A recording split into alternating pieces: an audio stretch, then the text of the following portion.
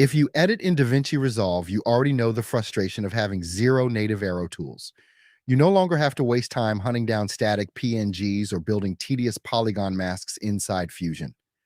With this free OFX effect, you can create, customize, and animate arrows directly on your timeline in seconds. You can freely adjust your arrow color and independently resize both the arrowhead and the shaft. You can easily bend the shaft, tweak the dimensions, and dial in the look you want. To get started, open your effects panel, navigate to OpenFX, and drop the Scorchio Arrow directly onto your clip. If you prefer using a Fusion composition instead, open it in the Fusion page and hook up a transparent background node with alpha set to 0 straight into your media out node. On the edit page, make sure you enable the OpenFX overlay icon directly beneath your viewer.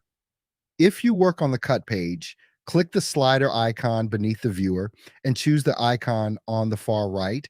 Now you can interact directly on screen using your on-screen control points.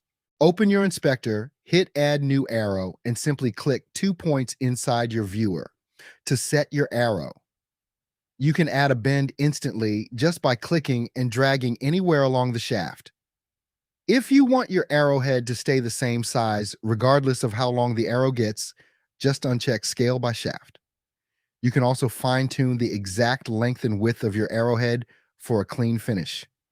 When you want to animate, click the keyframe buttons for your head, tail, or bend point, move your playhead, and reposition them on screen. If you need multiple arrows in a single shot, simply drop another Fusion composition on the track above.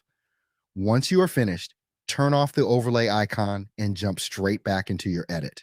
If you don't turn it off, you'll probably get a ghost image of an arrow in your screen. Enjoy having fast, flexible arrows without ever leaving your main timeline. Test it in both studio and free versions of DaVinci Resolve 21 Plus. Link in the description.